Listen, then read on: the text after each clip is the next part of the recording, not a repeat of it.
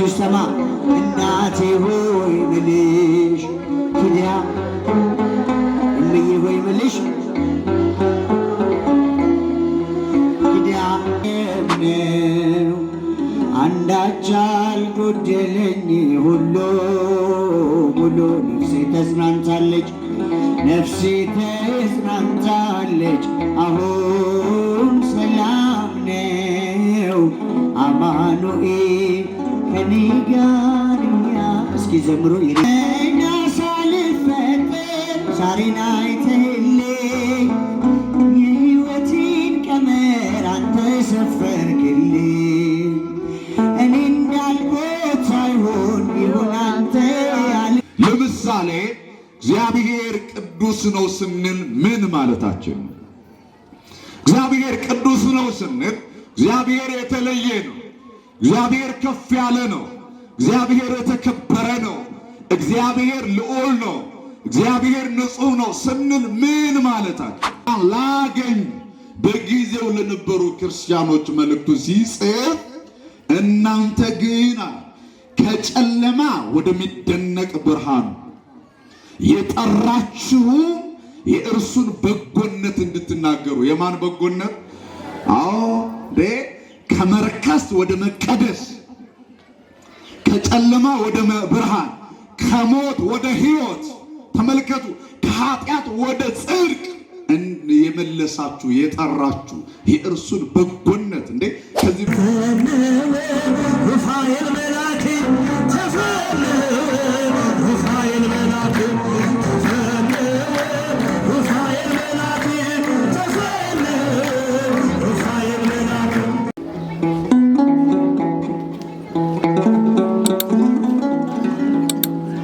አንተን ደግፌ አልፏል ትናንትና ነገንማ ያለው አባቴንና ጌታዬና አምላኬ በሕይወቴም በሞቴ አበርታኝ በኃይሌ ልጽና በሃይማኖቴ አበርታኝ በኃይሌ ልጽና በሃይማኖቴ አንተን ተደግፌ አልፏል ትናንትና ነገንማ ያለው አባቴንና ጌታዬና አምላኬ በሕይወቴም በሞቴ አበርታኝ በኃይሌ ልጽና በሃይማኖቴ አበርታኝ አበርታኝ በኃይሌ ልጽና በሃይማኖቴ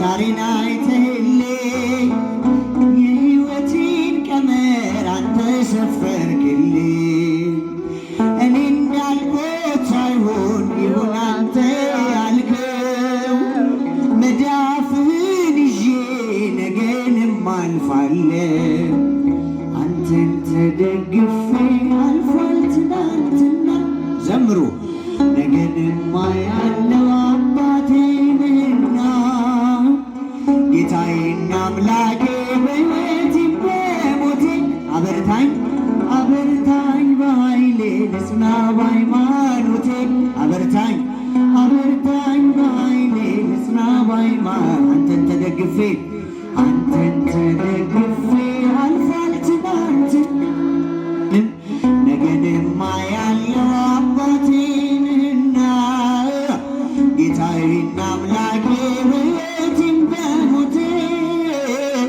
አበርታኝ በኃይሌ ልጽና በሃይማኖቴ አበርታኝ በኃይሌ ልጽና በሃይማኖቴ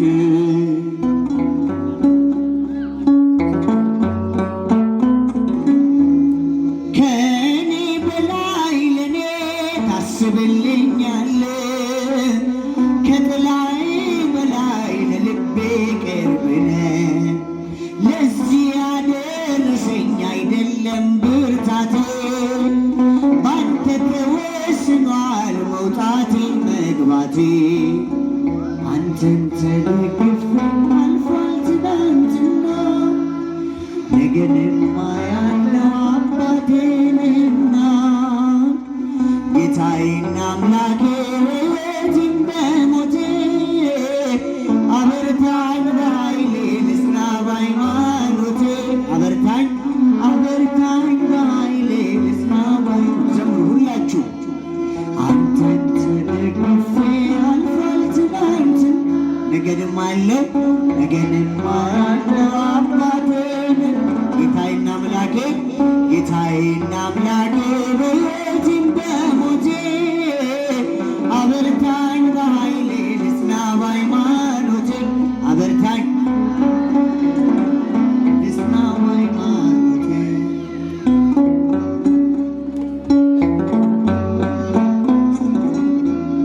የትካዜ ውለት ማታ አልፎልኛል በመንገዴ ቀድመህ ብርሃን ወጥቶልኛል በአንተ ተማምኜ በጸናው ዓለቴ ጥልቁን ተሻገርኩኝ ወጣሁኝ ከሞት አንተን ተደግፌ አልፏል ትናንትና ነገንማ ያለው አባቴ ነህና ጌታዬና አምላኬ በሕይወቴም በሞቴ አበርታኝ በኃይሌ ልጽና በሃይማኖቴ አበርታኝ በኃይሌ ልጽና በሃይማኖቴ አንተን ተደግፌ አልፏል ትናንት ነገንማ ያለው አባቴ ነህና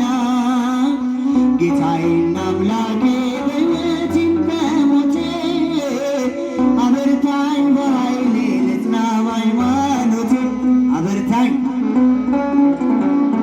ልጽና በሃይማኖቴ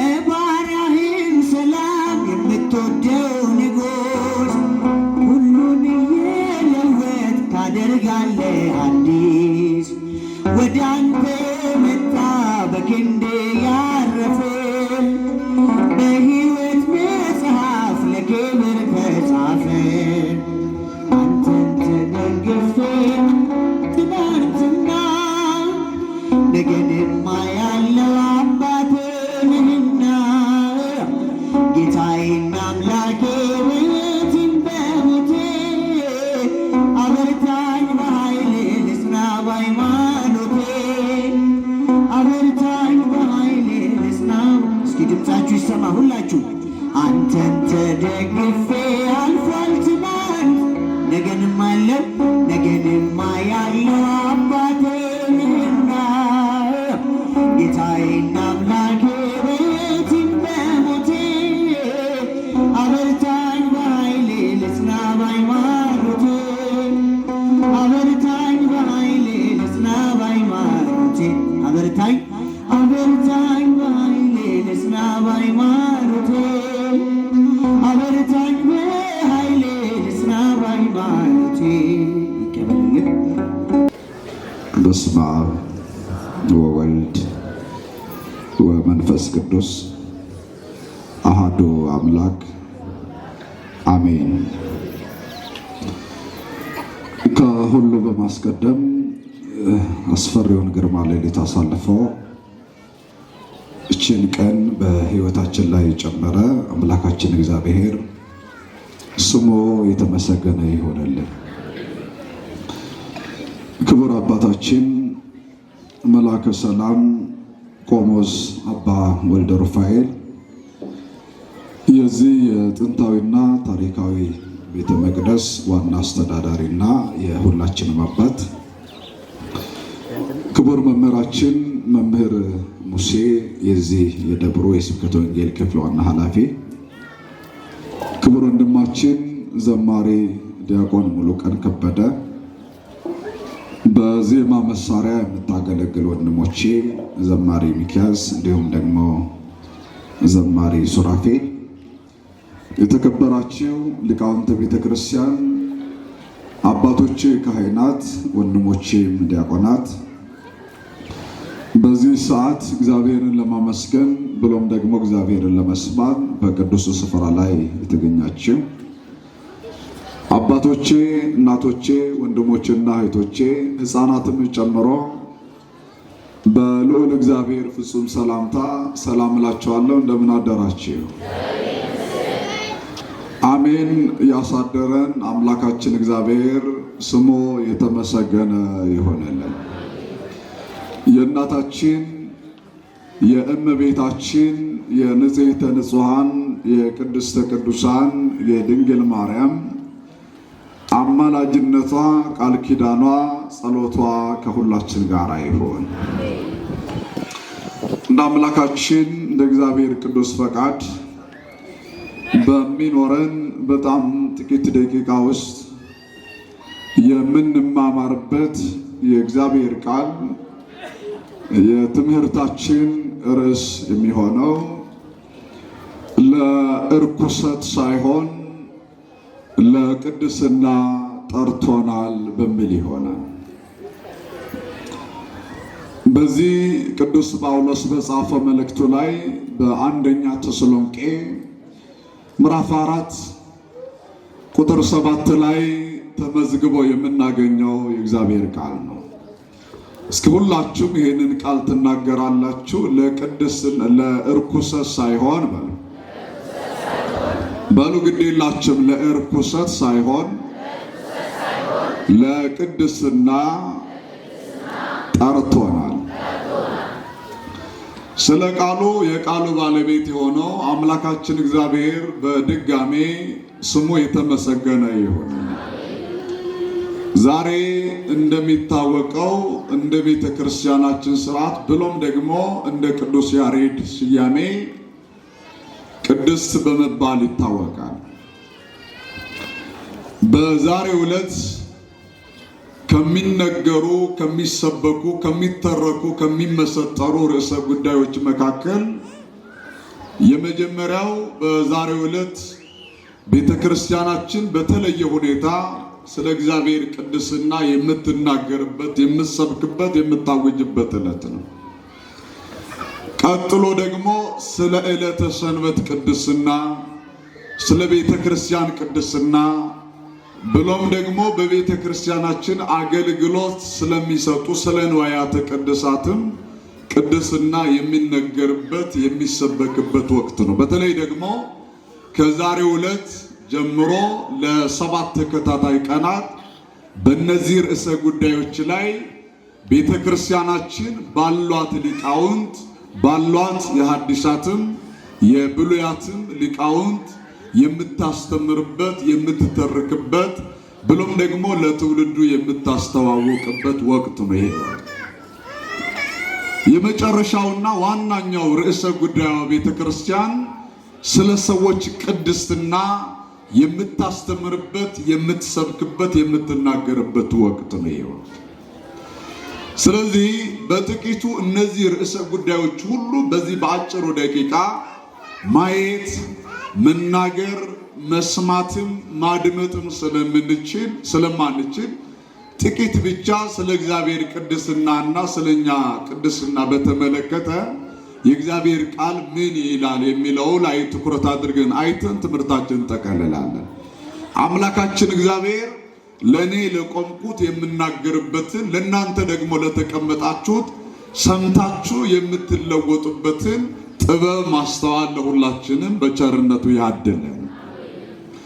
ታዲያ የትምህርታችንን ርዕስ አድርገን የመረጥነው የመጽሐፍ ቅዱስ ክፍል በተለይ የእግዚአብሔር ቅድስናና ብሎም ደግሞ የእኛም ቅድስና ምን ይመስላል የሚለው ላይ የሚያብራራልን ግልጽ የሚያደርግልን የመጽሐፍ ቅዱስ ክፍል ነው። ሐዋርያው ቅዱስ ጳውሎስ ለተሰሎንቄ ክርስቲያኖች በጻፈ መልእክቱ ላይ ግልጥ አድርጎ የተናገረው ጠሪው እግዚአብሔር ነው፣ ተጠሪው ደግሞ ሁላችንም ነን። ነገር ግን ጠሪው እግዚአብሔር ሲጠራን ለእርኩሰት አይደለም፣ ደግሞ ለመተዳደፍም አይደለም፣ ለበደል አይደለም፣ ለኃጢአት አይደለም፣ ለቅድስና ነው የጠራን ብሎ ሲናገራቸው እናያለን። እስኪ በሉ ለእርኩሰት ሳይሆን በሉ ለቅድስና ጠርቶናል። እስኪ ንገሩኝ፣ ለምን ጠርቶናል? ለቅድስናዬ ነው የጠራን፣ ለመቀደስ ነው፣ ቅዱስ ለመሆን ነው የጠራን ብሎ ቅዱስ ጳውሎስ ይናገራል። ይህንን በተመሳሳይ በሌላኛውም ስፍራም በብዙ ስፍራ ላይም ቅዱስ ጳውሎስ ይህንን ቃል ከመናገሩ በፊትም አምላካችን እግዚአብሔር በራሱ ለነቢዩ ሙሴ የተናገረው ቃል አለ። እኔ ቅዱስ ነኝና እናንተም ቅዱሳን ሁኑ የሚል ቃል አለ። በደንብ አስተውሉ ክርስቲያኖች። እኔ ቅዱስ ነኝና እናንተ ምን ሆኑ? ቅዱሳን ሁኑ የሚል ቃል አለ። በተለይ ደግሞ ቅዱስ ማለትና ቅዱስ ማለት ምን ማለት ነው? ቅዱስ ማለት የቃሉ ትርጉም እንደ መጽሐፍ ቅዱስ መዝገበ ቃላትም ስናይ ቅዱስ ማለት የተለየ፣ የተከበረ፣ ንጹሕ የሆነ፣ ከፍ ያለ፣ የተወደደ ማለት ነው። ስለዚህ ከቃሉ እንደምንረዳው እግዚአብሔር የተለየ ነው፣ እግዚአብሔር የተከበረ ነው፣ እግዚአብሔር ንጹሕ ነው፣ እግዚአብሔር ከፍ ያለ ነው ስንል ነው። አሁን እግዚአብሔር ቅዱስ ነው ስንል እግዚአብሔር የተለየ ነው ማለታችን፣ እግዚአብሔር የተከበረ ነው ማለታችን፣ እግዚአብሔር ንጹሕ ነው ማለታችን፣ እግዚአብሔር ከፍ ያለ ነው ማለት ነው፣ እግዚአብሔር ልዑል ነው ማለታችን። ለሰውም ይሄንን ሲናገር ወይም ደግሞ ፍጡራን ለሆኑ ይህንን ቃል ሲነገር ሲቀጠልም ይህንኑ ትርጉም ነው የሚሰጠው። ለሰዎችም ለቅዱሳን መላእክትም ለቅዱሳን ሰዎችም ብሎም ደግሞ ለንዋያተ ቅድሳትም ለዕለታትም ይህንን ሲቀጠል በተመሳሳይ ትርጉም ነው የሚሰጠው። ለምሳሌ ሰንበት ቅድስት እንላለን። ሰዎችም እንደዚህ አይነት ቅዱስ የሚባል ቅጽል ስም ይሰጣቸዋል። በተለየ ደግሞ ጻድቁ አቡነ ተክለ ሃይማኖት፣ ጻድቁ አቡነ ገብረ መንፈስ ቅዱስ ይሄንን ስያሜ ይሄንን ስም ይሰጣል። ይህ ማለት ምን ማለት ነው ስንል ጻድቁ አባታችን አቡነ ገብረ መንፈስ ቅዱስ ለምሳሌ ነው እያነሳውላችሁ ያለው። መልአኩ ቅዱስ ገብርኤል፣ መልአኩ ቅዱስ ሩፋኤል፣ ሌሎችም ቅዱሳን የተለዩ፣ የተከበሩ፣ የተወደዱ፣ ከፍ ያሉ ማለታችን። ስለዚህ ይሄንንም ነው ይሄንን ትርጉም ነው ይሄንን መሰረት አድርገንም ነው ትምህርታችን ምናየው። ለምሳሌ እግዚአብሔር ቅዱስ ነው ስንል ምን ማለታችን? እግዚአብሔር ቅዱስ ነው ስንል እግዚአብሔር የተለየ ነው፣ እግዚአብሔር ከፍ ያለ ነው፣ እግዚአብሔር የተከበረ ነው፣ እግዚአብሔር ልዑል ነው፣ እግዚአብሔር ንጹሕ ነው ስንል ምን ማለታችን? የእግዚአብሔር ክብሩ የባህሪው፣ የእግዚአብሔር ንጽሕና የባህሪው፣ የእግዚአብሔር ከፍታው የራሱ ነው የባህሪው፣ የእግዚአብሔር ክብሩ የራሱ ነው፣ የእግዚአብሔር ደግሞ መወደድ የራሱ ነው፣ የእግዚአብሔር ንጽሕና የባህሪው። እግዚአብሔር ከማንም የወሰደው ንጽሕና የለው። እግዚአብሔር ከማንም የወሰደው ቅድስና የለው። እግዚአብሔር በመውጣት በመውረድ ያገኘው አይደለም፣ የራሱ። መጽሐፍም እንደሚል በተለይ ደግሞ በዚህ በመጽሐፈ ሰዓታት ተጽፎ እንደምናገኘው እንዲህ የሚል ቃል እናገኛለን። ስብሐቲሁ ዘእምሃቢሁ ወውዳሴሁ እምዚአሁ አሐዚ ዓለም ለሊሁ። ተመልከቱ፣ ምስጋና ከራሱ ነው፣ ውዳሴም ከራሱ ነው፣ ቅድስናም ከራሱ ነው፣ ልዕልናም ከራሱ ነው። ተመልከቱ፣ እግዚአብሔር ከማንም በጸጋ የወሰደው የለው።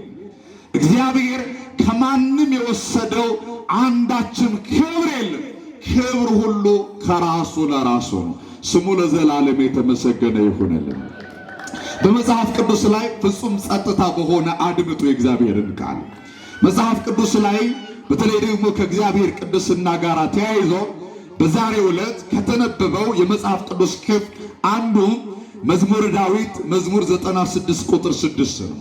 የቅድስናው ግርማ ሕይወትን ያደምቃል፣ ምስጋናና ውበት በፊቱ ቅዱስነትም ግርማ በመቅደሱ ውስጥ ናቸው ይላል። ተመልከቱ፣ በፊቱ ቅዱስነትና ግርማ በመቅደሱ ውስጥ ናቸው ተብሎ ተጽፏል። ቅዱስነትና ግርማ ከራሱ የሆነ ነው።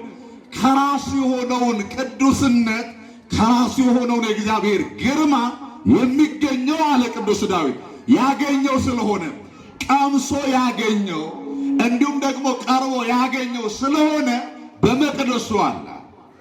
የእግዚአብሔር ግርማው የእግዚአብሔር ቅድስናው በመቅደሱ ላይ አለ ነው እየተናገረ ነው እየመሰከረ ነው ነቢየ እግዚአብሔር ቅዱስ ዳዊት። ነገር ግን ይሄንን ቅዱስነት ይሄንን ግርማ ግን ከየት ያመጣው ነው ብለን ስናይ ከራሱ ነው የራሱ ነው ማንም የወሰደው አይደለም። በተለይ ደግሞ በሌላ ስፍራ ላይ እንደሚታወቀው በኑሮ ልምምድ ያመጣው ወይም ደግሞ በጸጋ የተቸረው አይደለም። የቅድስና መዓዛ የእግዚአብሔር የቅድስና መዓዛ እንደሚታወቀው ከሩቅ የሚጣራ ነው። ለምሳሌ በዚህ የተሰባሰብነው ክርስቲያኖች የእግዚአብሔር የቅድስና መዓዛ ይጠራል።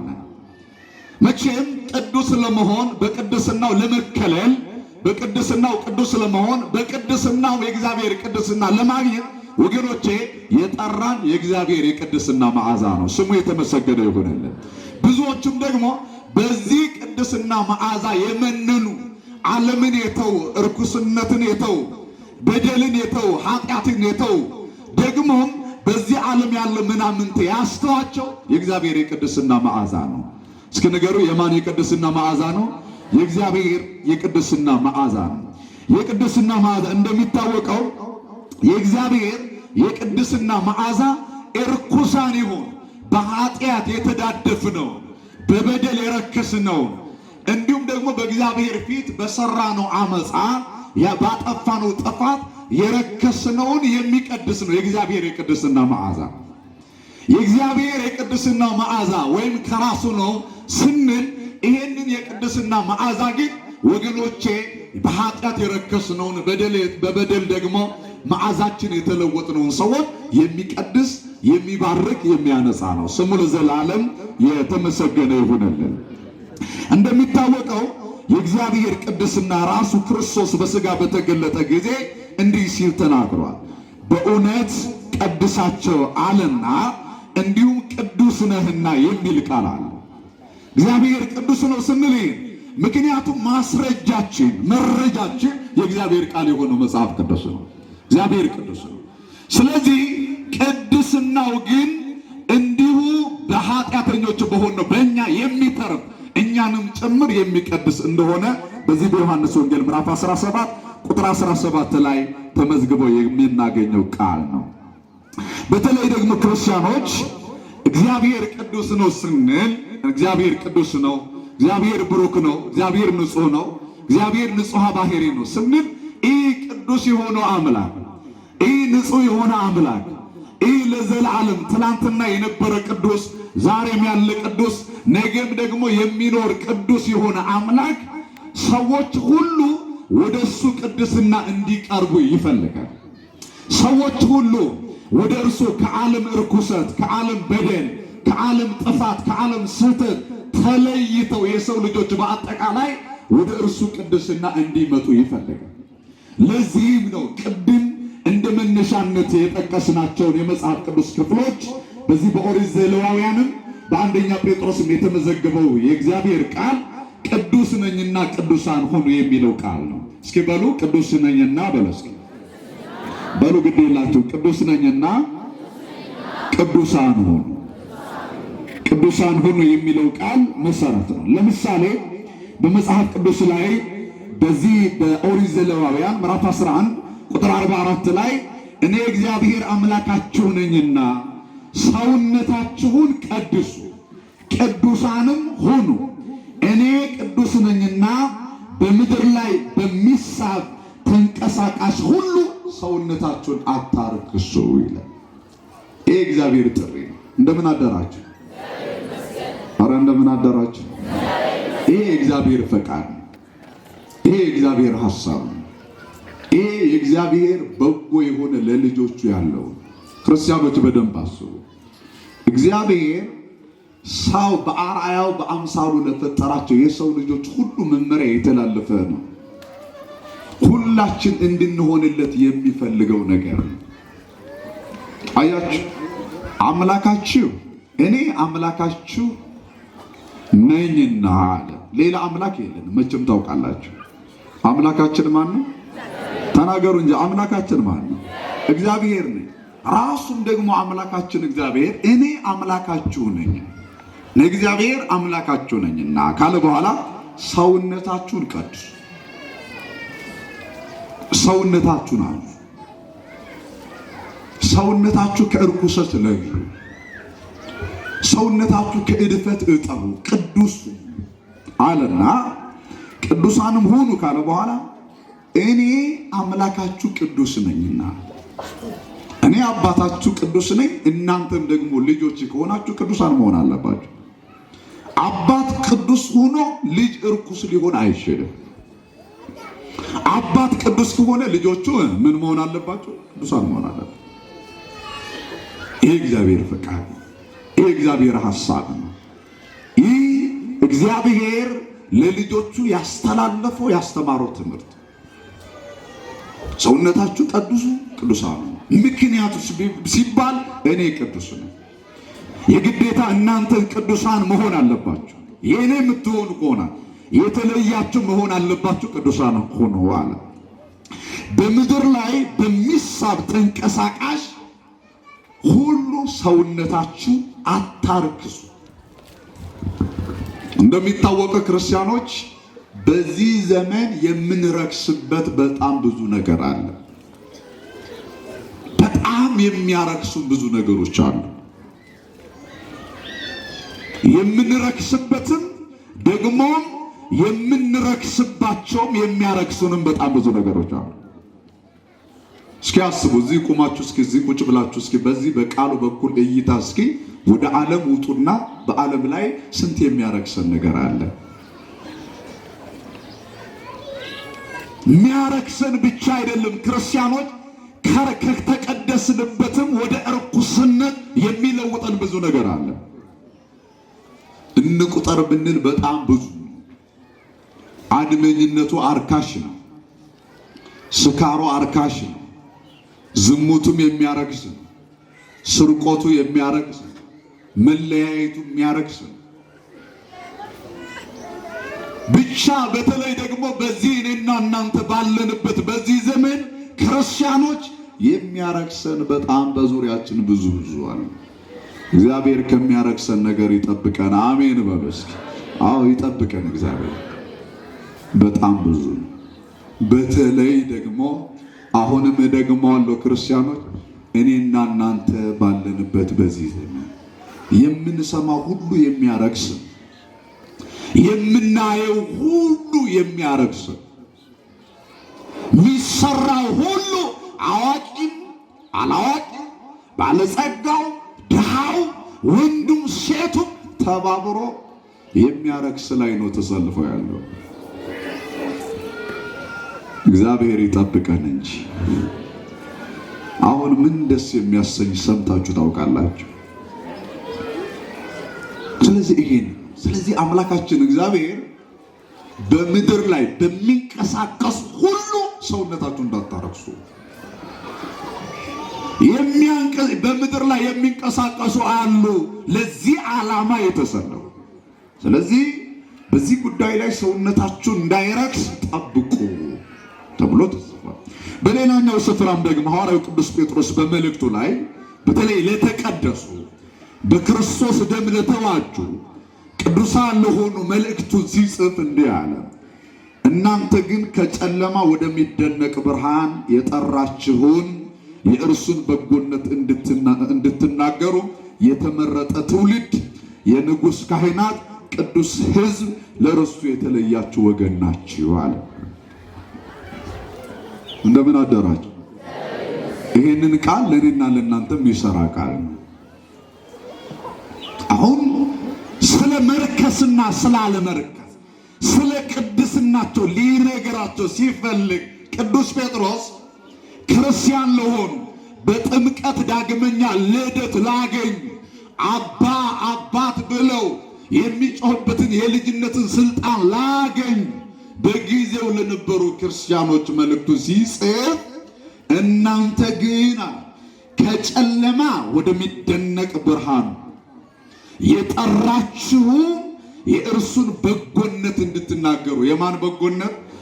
አዎ ከመርከስ ወደ መቀደስ፣ ከጨለማ ወደ ብርሃን፣ ከሞት ወደ ሕይወት። ተመልከቱ፣ ከኃጢአት ወደ ጽድቅ የመለሳችሁ የጠራችሁ የእርሱን በጎነት። እንዴ ከዚህ በላይ በጎነት አለ? እንደ ክርስቲያኖች ከዚህ በላይ በጎነት አለ?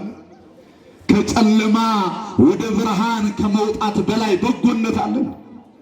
ሌላ በጎነት አለ? ከመርከስ ወደ መቀደስ መውጣትን የመሰለ ከዚህ በላይ በጎነት አለ? ከኃጢአት ተለይቶ ወደ ጽድቅ ሕይወት ከመቀላቀል ወደዚህ ህብረት ከመሆን ከዚህ በላይ በጎነት አለ እንዴ? ይህንን በጎነት እንድትናገሩ የተመረጠ ትውልድ። ተመልከቱ፣ ምን ያለ ትውልድ? አረ ንገሩ፣ ምን ያለ ትውልድ? የተመረጠ ትውልድ፣ ከትውልድም የተመረጠ ትውልድ፣ ከትውልድም የተቀደሰ ትውልድ፣ ያውም ለሰማዩ ርዕስ ለመንግስቱ የተለያችሁ።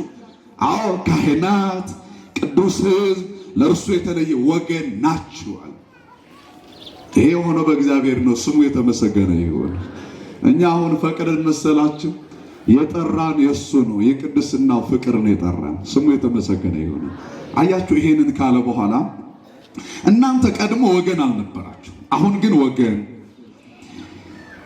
ቀድሞ እናንተ ደግሞ ምሕረት ያላገኛችሁ ያገኛችሁ አልነበራችሁ፣ አሁን ግን ምሕረት ያገኛችሁ ናችሁ። አሁን በምህረት ያላችሁ ናችሁ። አሁን በቅድስና። ትናንትና ቅድስና አልነበራችሁ፣ ዛሬ ግን ቅዱሳን ናችሁ። ትናንትና ይቅርታ ያላገኛችሁ በኃጢአት ባርነት ነበራችሁ፣ ዛሬ ግን ምህረት አገኛችሁ፣ ይቅርታ አገኛችሁ፣ ቅዱሳን ናችሁ። ይህንን ጠብቁ። አሁን የቅዱስ ጴጥሮስ መልእክት ዋናው ዓላማ እንዳትረክሱ ነው። ተቀድሳችኋል፣ እንዳትረክሱ ተለይታችኋል፣ የተመረጠ ትውልድ ሆናችኋል። ይህንን ጠብቁ። በሌላ ስፍራም የተጻፈ አለ።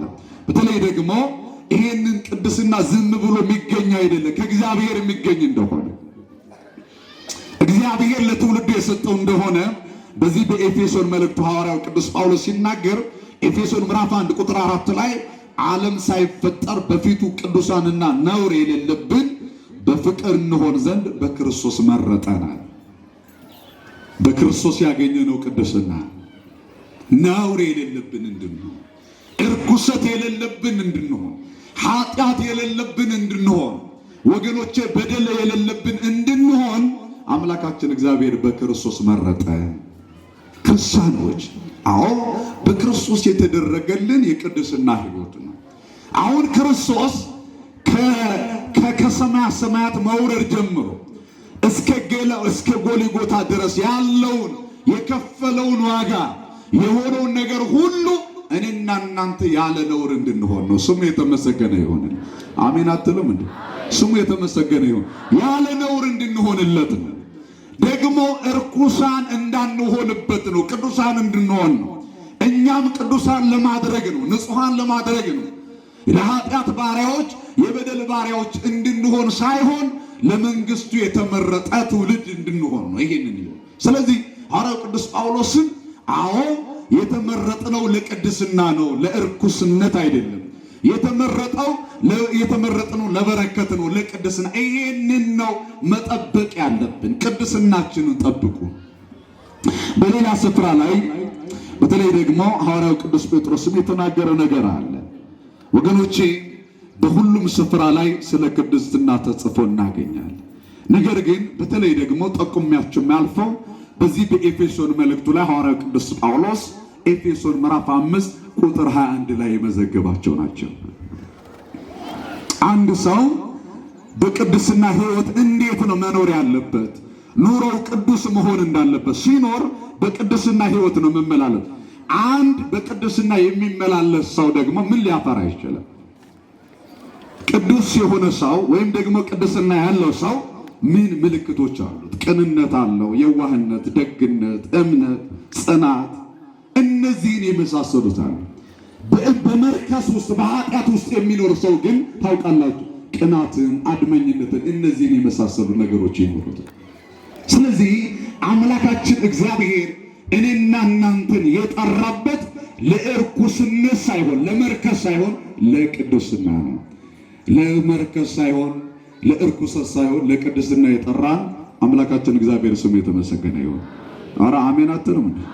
ስሙ የተመሰገነ ይሁን። ወገኖች ጥቂት ነገሮች ብቻ ጠቁሚያችሁ ይህንን ሐሳቡ ከተረዳ ነው። ጥቂት ነገሮች ብቻ ጠቁሚያችሁ ትምህርት እንድጠቅልለ ምክንያቱም ጠዋት ስለሆነ ብዙ ጉዳዮችም ስላሉ ወደዛ ለመሄድ ያስችለን ዘንድ ቅዱስ ጳውሎስ ለእርኩሰት ሳይሆን ለቅድስና ሲል ይህንም ደግሞ እኔና እናንተ አምላካችን እግዚአብሔር አስቀድሞ በራሱ ቀጥሎ ደግሞ በቅዱሳኑ በኩል ቅዱሳን ሆኖ የሚለውን ቃል እንደተናገረ አሁን ጥቂት ነገርን አባቶቻችን እንደሚታወቀው ይሄንን ቅድስናቸውን ለመጠበቅ በጣም ብዙ ዋጋ ከፍለዋል። ብዙ ዋጋ ከፍለዋል። ለምሳሌ በመጽሐፍ ቅዱስ በእሳት እስከ መቃጠል ብሎም ደግሞ ከጋለ ብረት ጋር እስከ መታሰር እስከ መራብ እስከ መጠማት እስከ መሰደድ ብሎም ደግሞ እኔና እናንተ ዘርዝረን የማንጨርሰው ሁሉ ዋጋ የከፈሉት የቀደሙት አባቶቻችን እና እናቶቻችን ቅድስናቸውን ለመጠበቅ ነው። እስከ መልሱልኝ፣ ምናቸውን ለመጠበቅ ነው? ተናገሩ፣ ግድ የላቸው። ምናቸውን ለመጠበቅ ነው? ቅድስናቸውን ለመጠበቅ። ቅድስናቸው እንዳይተዳደፍባቸው ነው። ቅድስናቸው እንዳይቆሽሽባቸው ነው። ነውር በነውር ላለመሆን ነው። በነውርም ላለመመላለስ ዋጋ የከፈሉ ብሎም ደግሞ በማወቅም ይሁን ባለማወቅ ይህንን ቅድስናቸው እንኳን ሲበላሽባቸው ወይም ደግሞ በሕይወታቸው ላይ የመርከስ አደጋ እንኳን ሲገጥማቸው ለዚያ ለገጠማቸው የመርከስ ሕይወት ለመለየት የከፈሉትን ዋጋ ታውቃላችሁ። ለምሳሌ ሁለተኛ ሳሙኤል ምዕራፍ 12 የዳዊትን ሕይወት መመልከት ነው።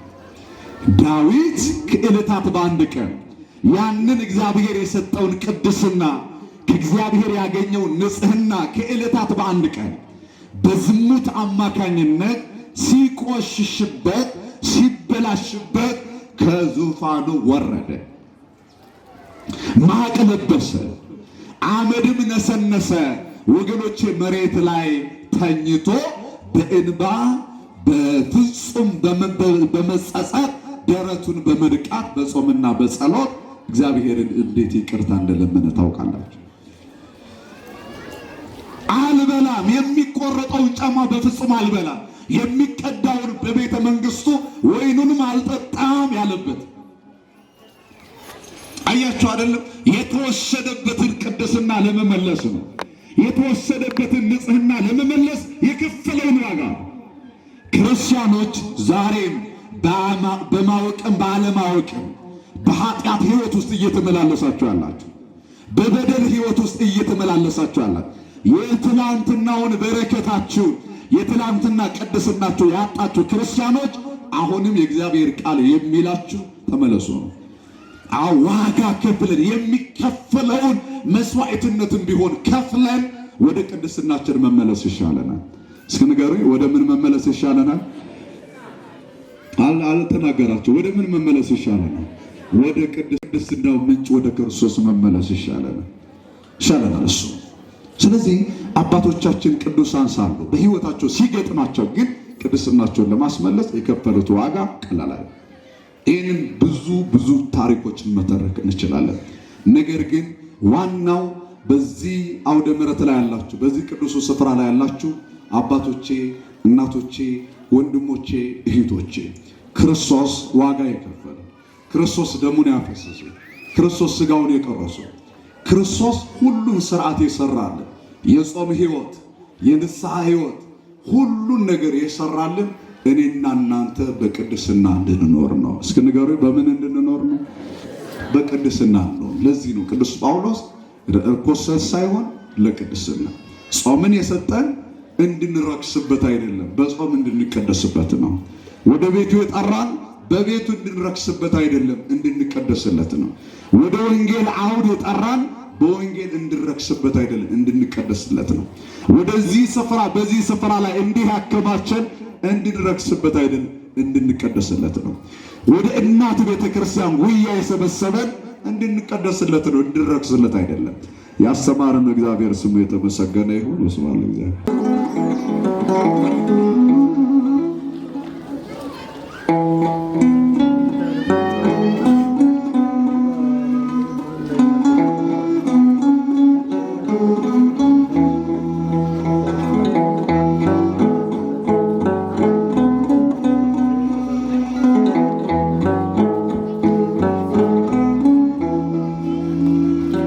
አንዳች አልጎደለኝ ሁሉ ሙሉ ነው። ነፍሴ ተጽናንታለች አሁን ሰላም ነው። አማኑኤል ከኔ ጋር እያለ የኔ ጌታ ከኔ ጋር እያለ ለምን ከፋለሁ? አንዳች አልጎደለኝ ሁሉ ሙሉ ነው። ዘምሩ ነፍሴ ተጽናንታለች አሁን ሰላም ነው።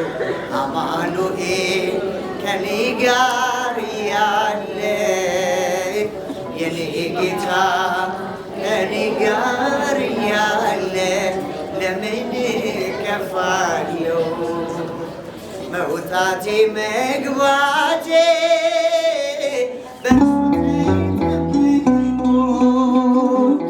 መንፈሴም ይጽናናል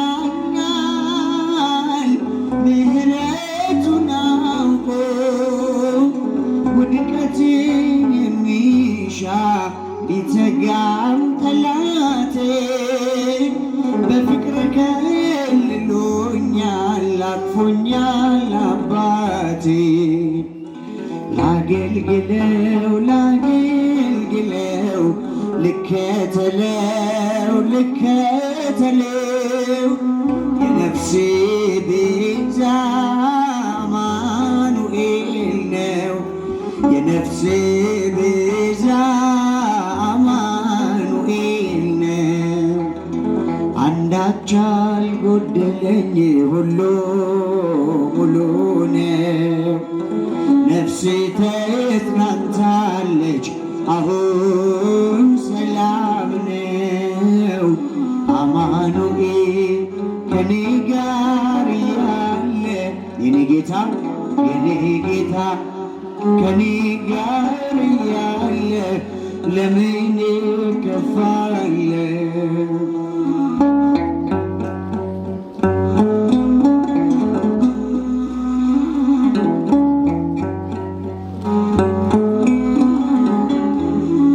የሰላም ንጋቴ የነፍሴ ማለዳ ብርታቴ አንተ የእልፍኝ እንግዳ ልቤን ከፍቻለሁ ግባ ወደ ሕይወቴ ስምህ መጽናኛዬ ቃልህ ነው ሙላቴ። ላገልግለው ላገልግለው ልከተለው ልከተለው የነፍሴ ቤዛ አማኑኤል ነው። የነፍሴ ቤዛ መድኃኔዓለም ነው። አንዳች አልጎደለኝ ሁሉ ሙሉ ነፍሴ ተጽናንታለች ነፍሴ ተጽናንታለች አሁን ሰላም ነው። አማኑኤል ከኔ ጋር እስኪ ዘምሮ የኔ ጌታ የኔ ከኔ ጋር ያለ ለምን ከፋለሁ?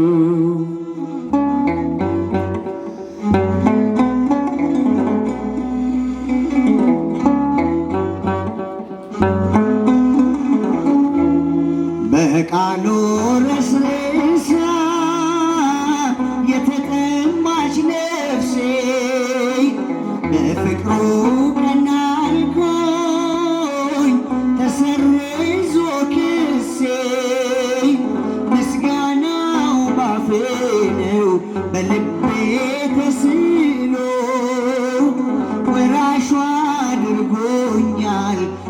በክርስቶስ ተሰቅሎ ላገልግለው ላገልግለው ልከተለው ልከተለው የነፍሴ ቤዛ አማኑኤል ነው የነፍሴ ቤዛ አማኑኤል ነው። አንዳች አልጎደለኝ ሁሉም ነፍሴ ተጽናንታለች ነፍሴ ተጽናንታለች አሁን ሰላም ነው።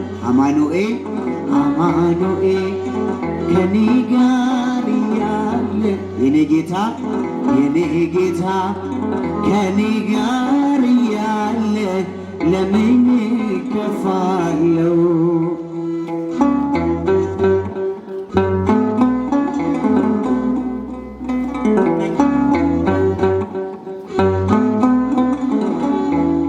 ስንቱን አሻገረኝ መልካሙ እረኛዬ ማዕበል ወጀቡን ገስጾ ጌታዬ በአባቶች ዜማ የማይቆም ቅኔ አለኝ በናቁኝ ሰዎች ፊት ከፍ ከፍ ላረገኝ ላገልግለው ላገልግለው ልከተለው ልከተለው የነፍሴ ቤዛ አማኑኤል ነው የነፍሴ ቤዛ መድኃኔዓለም ነው። አንዳች አልጎደለኝ ሁሉ ሙሉ ነው። ዘምሮ ነፍሴ ተጽናንታለች አሁን ሰላም ነው። አማኑኤል አማኑኤል ከኔ ጋር ድምፃችሁ ይሰማ የኔ ጌታ የኔ ጌታ ከኔ ጋር እያለ ለምን እከፋለሁ? አንዳች አልጎደለኝ አንዳች አልጎደለኝ ሁሉ ሙሉ ነው። ነፍሴ ነፍሴ ተጽናንታለች አሁን ሰላም ነው። አማኑኤል አማን ከኔ ጋር እያለ የኔ ጌታ ከኔ ጋር እያለ ለምን እከፋለሁ? ለሰው ተናግሬ ያልተረዳኝ ሰው እንባዬ በምሬት ከዓይኔ የሚፈሰው የቤቴን ገመና ሁሉን ስነግርሽ አዛኝት ነሽና ራራልኝ ልብሽ አረሳው መቼ ያንቺን ደግነት አረሳው መቼ ያንቺን ደግነት ውለት አለብኝ ኪዳነ ምሕረት አረሳውም ያንን ዕለት አልዘነጋው ያን ደግነት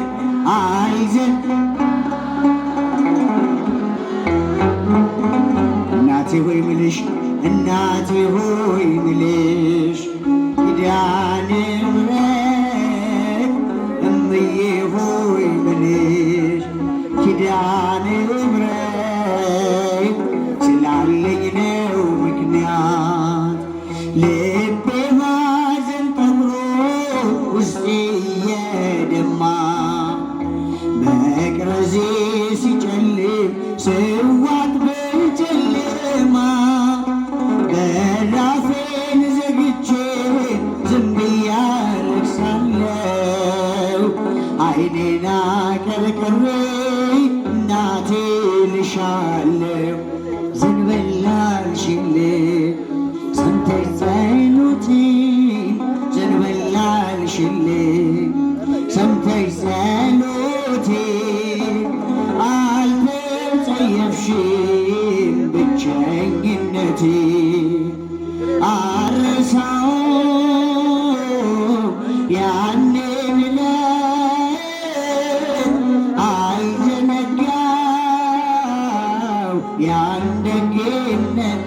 ሰማ እናቴ ሆይ ምልሽ ኪዳነ እምዬ ሆይ ምልሽ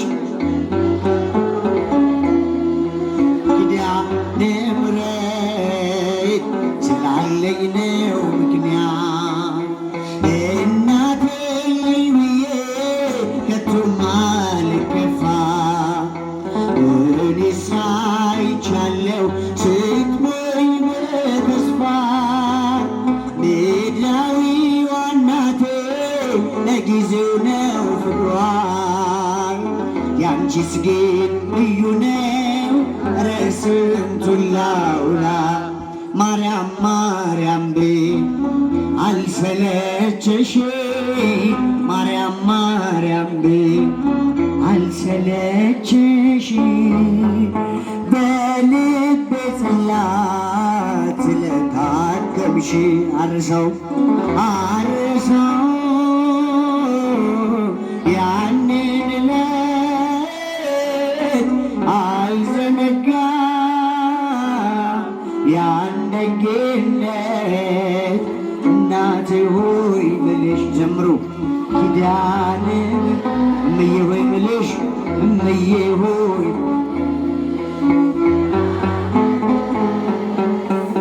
ስላለኝ ነው ምክንያት ሲርበኝ መተሻል ሲጠማኝ ለጎደለው ቤቴ በረከቴ ነሻል ጭንቄን ቀለለልኝ ማዘኔም ራቀ ያስጨነቀኝ ጠላት ራሱ ተጨነቀ መድኃኒት ወልደሽ ዳንኩኝ ከሕመሜ መድኃኒት ወልደሽ ዳንኩኝ ከሕመሜ ይኸው ዘመርኩኝ በምልጃሽ ቆሜ አልረሳውም ያንን ዕለት አልዘነጋው ያን ደግነት እናቴ ሆይ ምልሽ ኪዳነ ምሕረት እምዬ ሆይ ምልሽ እምዬ ኪዳነ ምሕረት ስላለኝ ነው። እስኪ መጨረሻ አርሳው ያንን ዕለት አልዘነጋው ያን ደግነት እናቴ ሆይ ምልሽ ኪዳነ ምሕረት እምዬ ሆይ ምልሽ ኪዳነ ምሕረት ስላለኝ ነው